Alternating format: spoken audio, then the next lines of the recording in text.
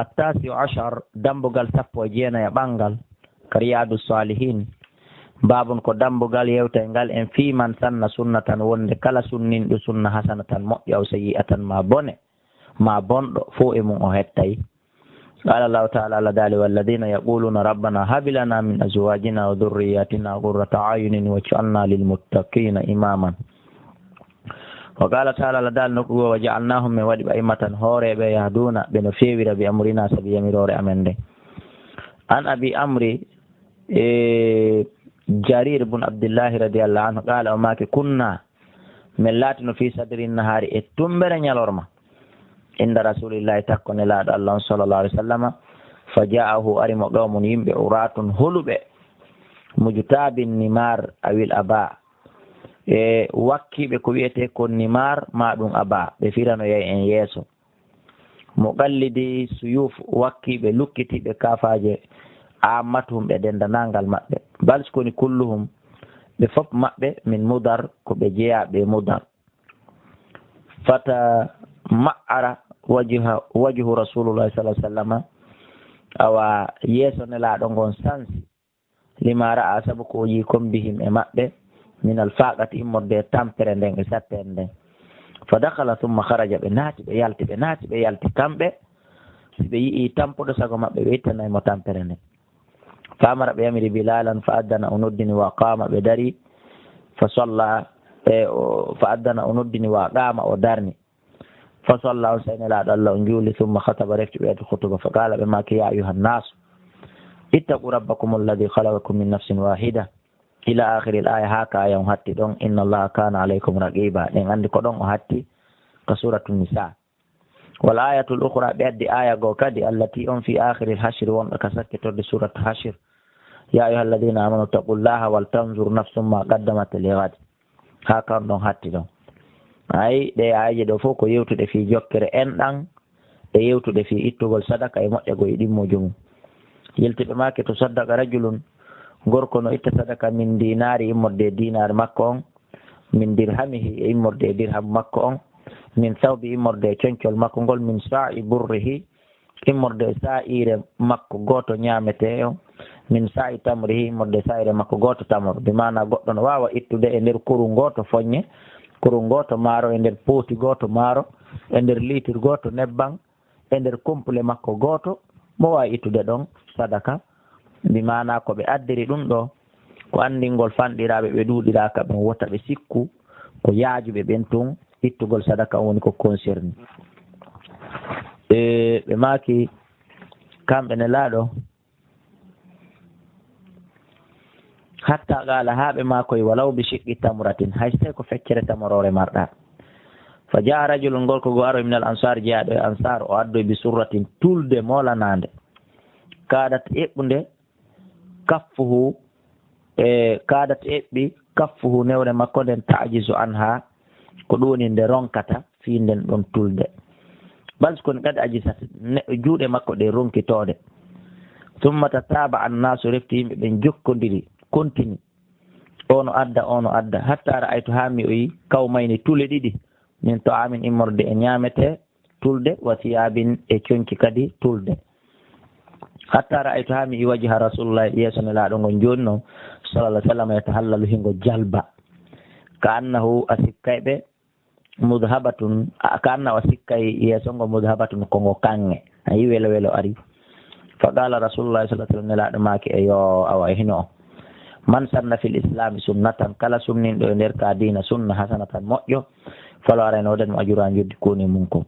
wajude e joddi man amila biha kala gollitirɗomo ba'dahu ɓaawa makko min gayri an yanqusa ko alda e ɗuytagol kadi min ujuri immorde joddiji maɓɓe nin shay'un hay e hunde ko wano noon kadi wa man sanna kala sunninɗo fil islami sunnatan sayyi'atan kana alayhi latantomo latoto e hoore makko wisra ha bakkatu on sunna ɗon wa wisru e bakkatu kadi man amila biha kala gollitirɓe on ɗon bid'a e sunna bonɗo min mbaadi ɓaawa makko min gayri an yanqusa ko alda e ɗuytagol kadi min awsari mi immorde dolle ɓeya ɗen bakkatu ɗen shay'un hay e hunde rawahu muslim eɓe firande en noon joni ɗawlo kaɓe maki ɗon mujtabin nimar huwa koni ɗum bil jim saabu o jim wa ba'dul alifu hino ɓaawa mum alifu on wa ba'da al-alifi no ɓaawo alifon ba'un ba'u kadi muwahhadatun wajjinaɗo wan nimaru e ko wiyete nimar jam'u namira tan o jam'u namira wahiya ɗum kisa'un ko koltateri ko ɓornateri min suufin immorde leeɓi mukhattatun awa pikkaɗi wa ma'ana ko woni firo mujtabiha ay laabisiha hiɓe ɓurni ɗum qad kharaquha gomɗi ko ɗum woni ɓe seeki ɗum fi ru'usim ka ko'e maɓɓe awa yiltotoɗen ɓaawo to noon joni noon en hetti firgo ay fa ja'ahu arimo kanko ne laaɗo gawmu nimɓe uratun holuɓe mujtabin nimar ɓorniɓe coñci nimar yankoji ɗin ɗum wiɗen ko coñci moƴƴiniraɗi leeɓi ko coñci leeɓi en faami ka mana ko tindingol ko yimɓe tampoɓe wa joni fewndo yaasi ka fewndu ɗen ɗo woɓɓe yaltata innen ko popilimɓe ɓorni masalan tun wa jam'u namira waya kisaun min suufin mukhallata wa ma'ana mujtabiha ay labisiha hiɓe ɓorni ɗum faqad kharaquha fi rusi wal jawbu ko wiyete jawbu alqitu ko kuntum ko bimana ko ceekun goto kala e maɓɓe ko ceekun wa minhu no e muɗum qawluhu taala daalol allah wa thamud alladina jaabu sahra joomiranoɓe lesugol pete ɗen bilwaade ay nahatuhu ɓe lesa ɗe wa qata'uhu ɓe taƴa ɗe wa qawluhu tama'ara ay huwa ɗum bil aynil muhmala sabu ayn mo toɓɓa ka on ay tagayyara yeeso maɓɓe ngon sansi few ko noon firirno ɗen naane wa qawluhu maako maɓɓe ka ɓen ra'aytu mi yi'i kawmayni ka o wi ɗon kankon ɗo fillade so mi yi'i tule ɗiɗi bi fatil kaaf sabu ko kaaf on waɗa kon poccal dow o dammi ano selli kadi ka o ture ay ɗum suɓuratayni ko tuldeji ɗiɗi legoy wa qawluhu ɗon kadi ko noon firirno ɗen maako makko ka anna wa sikka yeeso ne laaɗo ngo mudhabatun kongo kange huwa ɗum bi dalil mojama sabu daali toɓɓa ɗon wa fathul haayi e waɗɗogol haa on poccal wal ba'ul muwahhida e babajjo on qalahul qadi awa ko wi'i ɗum ñaawoɓe ɓen e yaadun e ko jalbendi wa gayruhu e ko hina ɗum wa sahafahu ba'duhum salminimo yoga e maɓɓe fa qala o inni mudhanatun ko mudhana bidalil muhmala bidalin muhmalatin sabu daali tertaɗo mo toɓɓa ka on wa dammil haa'i e waɗugol ha mawɗo on tural ko bi nun e nun on kadi waɗugol mo tural wa kada ko wona noon dabtuhu no selli kadi ko ɗum woni ka o howe o waɗe kowal alhumaydiyu wo ɗum ko humaydiyanke yaajugal no mbimana wa sayi ko selli kon almashhuru ko selli kon ko lulli kon huwal awal ko ara nun ɗum wal muradu bi ko fanda ɗum alal wajayn ko bangeji ɗiɗi as-safa'u wal istinaratu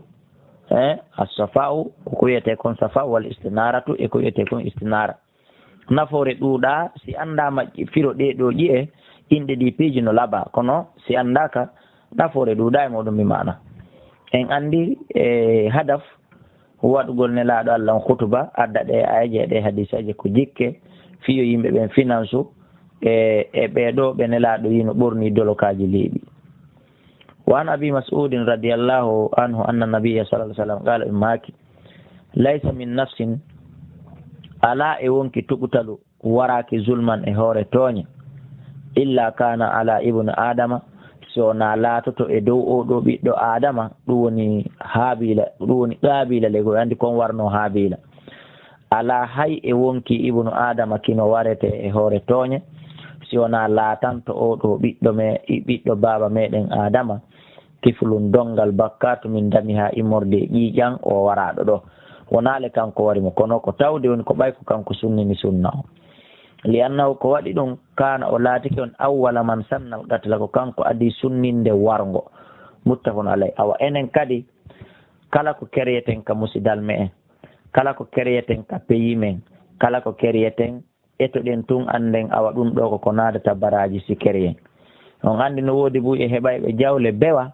kerya e haajuji ɗin ko duwaka tata sattinanayɓe maraɓen e kadi non seulement sattinayi tun hara kadi ko ɓuri konko ko nadata bakkatu ya andu sa kereyi ka musidal ma maka leydi ma maka galle ma sunna bonɗo a heɓay bone ko keriyuɗa kon heɓa bone ko gollitirta kon e ensuite kadi sa mayi kala gollitirɓe on sharia ɗon kadi en tant que o sansaka ɓe kala bonnireji koɓe heeɓi a heɓay wona majje ko wana noon sunniɓe sunna moƴƴo ɗum noon suɓen ko sincen suɓen pehe ɗe addeten hulen sen addi feere nde ƴettama hulen bone mum wota en wonu makotoɓe haɓideteɓe fi feere meɗen nden ƴettaka wallahu ala wa alam.